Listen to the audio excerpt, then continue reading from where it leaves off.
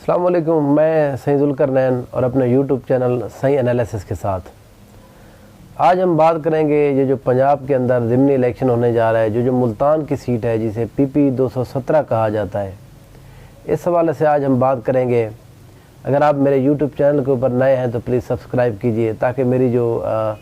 ज़िमनी election के हवाले से जो भी मेरा तजज़िया है या जो नई इन्फॉर्मेशन है इस हवाले से जो नई अपडेट है वो ताकि मैं आपसे जब शेयर करूं तो वो आप तक आसानी से पहुंच सके।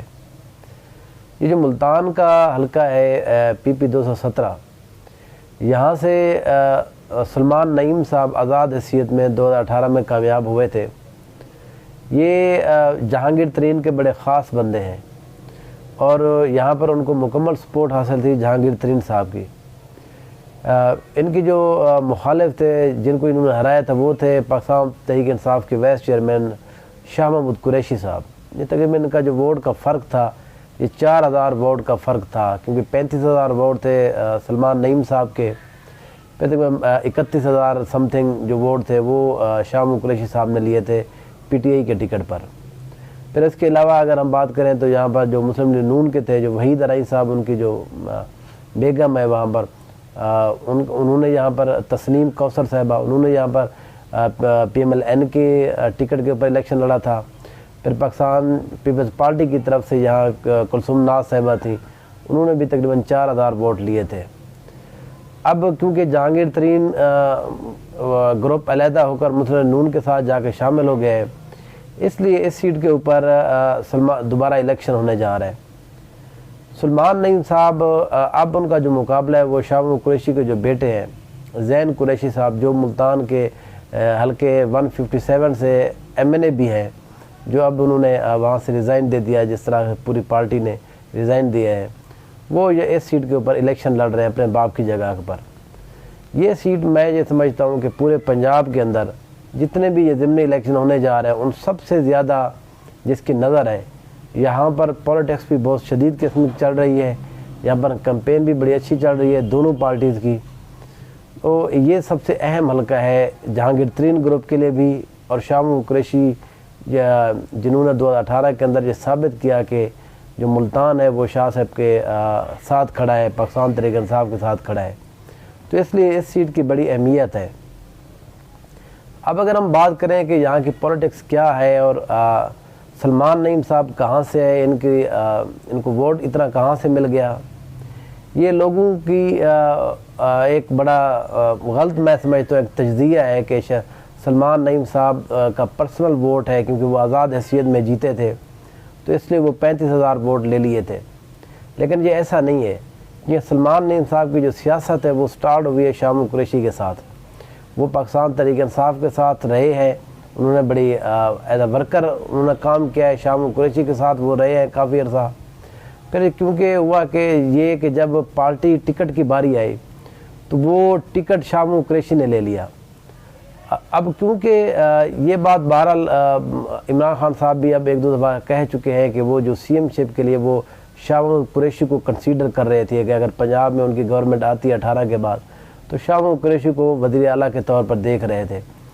ये बात किसी न किसी हद तक बहरहाल जहांगीर तरीन ग्रुप को पता थी। जहांगीर तरीन को भी जो उनका राइवल ग्रुप है PTI के अंदर, उन्होंने फिर इसको काउंटर करने के लिए कि शाह साहब CM ना बन जाए, इसलिए उन्होंने यहाँ पर सलमान नईम को लॉन्च किया। सलमान नईम का जो 50 से 60% वोट था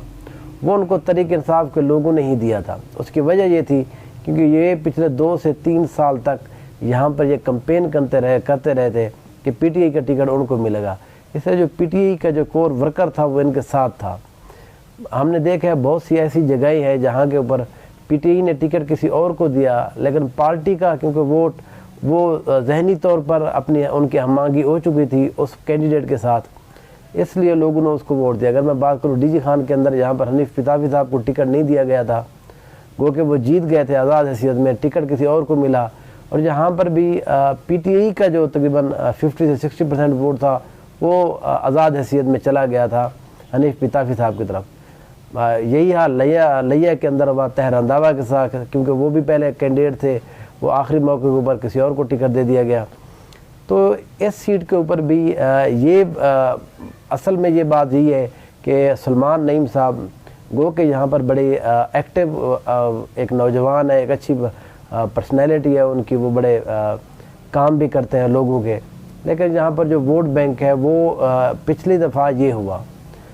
अब इस दफ़ा क्या होने जा रहा है, क्योंकि वहाँ पर पाकिस्तान पीपल्स पार्टी, पाकिस्तान मुस्लिम लीग नून और जितनी भी PDM की सारी जमातें हैं, इस सीट के ऊपर वो सपोर्ट कर रहे हैं सलमान नईम साहब को। यहाँ पर जो मुस्लिम नून है उनका अच्छा खासा वोट बैंक है इस हलके के अंदर, और फिर ज़ाहिर है PTI का अपना एक हलका है, यहाँ पर उनका अपना वोट बैंक है। तो मेरा ये ख्याल है कि अगर उस जो 2018 के अगर रिज़ल्ट्स को देख कर कुछ लोग अगर तजिया करें कि सलमान नईम साहब क्योंकि आज़ाद हैसियत में इतने वोट ले गए थे और अब उनके साथ पीपल्स पार्टी और नून लीग भी है, इसलिए वो आसानी से जीत जाएंगे, ऐसा बिल्कुल नहीं होने जा रहा। क्योंकि अब वो जो जिन लोगों ने पिछली दफ़ा एज हमदर्दी के तौर पर, क्योंकि इनको टिकट नहीं दिया गया था, फिर ज़ाहिर है जिस तरह पाकिस्तान तहरीक इंसाफ नौजवानों की बात करते हैं, फिर सलमान नईम साहब ने अपनी कैंपेन के अंदर हमेशा इमरान खान साहब का वो नाम इस्तेमाल किया है, PTI का लेबर इस्तेमाल किया है अपने वोट खींचने के लिए, और वो उनको मिला भी था क्योंकि वो उस वक्त PTI में थे, फिर ज़ाहिर है PTI में शामिल भी हो गए थे जिस तरह हमने देखा है। तो उस वक्त PTI के काफ़ी सारे लोगों ने उनका साथ दिया था। अब के बार ऐसा नहीं हो रहा उसके साथ। हाँ, पोजीशन के हवाले से अब भी सलमान नईम एक अच्छी पोजीशन में है उससे PP 2017 के ऊपर। उसकी वजह सिर्फ और सिर्फ ये है कि मुस्लिम नून जहाँ पर मुकम्मल तौर पर उनको सपोर्ट करिए, पाकिस्तान पीपल्स पार्टी के जो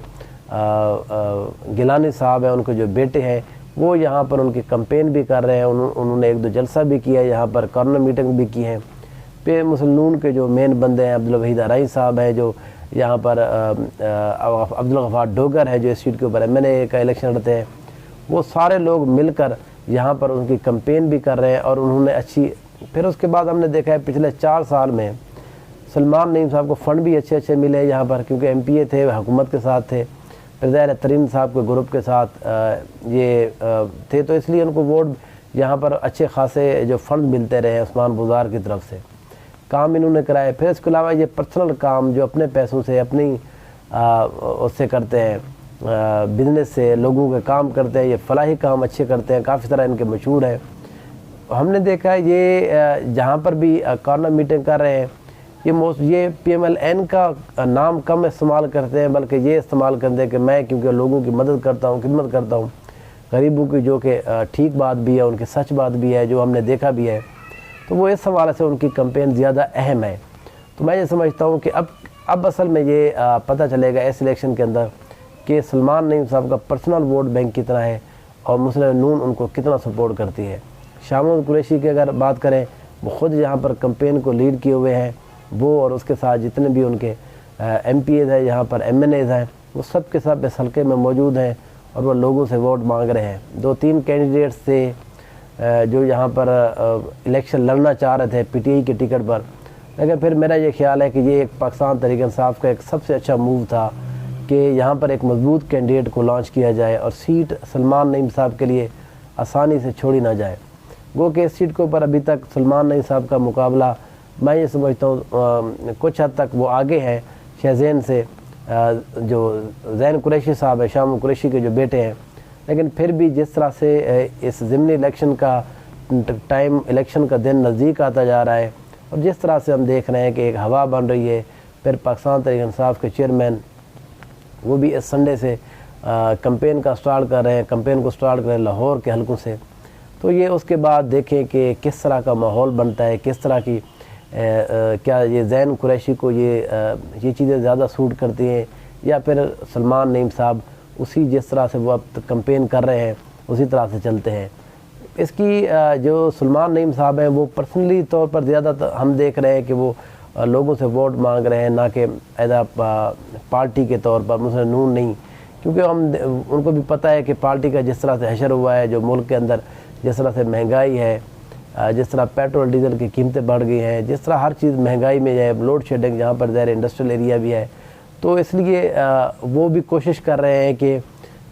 जो मुस्लिम नून का जो लेवल है उससे ज़रा अवॉइड किया जाए जितना हो सके। जब भी वो अकेले किसी जगह कैंपेन के लिए जाते हैं, कॉर्नर मीटिंग के लिए, अगर उनके साथ मुस्लिम नून का कोई अहम रुकन ना हो, तो हमने देखा है कि वो सिर्फ अपने ही बात करते हैं, अपने ही फलाही कामों की बात करते हैं। बहरहाल 17 जुलाई के करीब आते आते देखते हैं कि क्या हालात बन जाते हैं, किसका पलड़ा ज़्यादा भारी हो जाता है। इस हवाले से जो भी नई अपडेट होगी वो आपके साथ मैं इंशाल्लाह शेयर करूँगा। फिर आपसे बात होती रहेगी।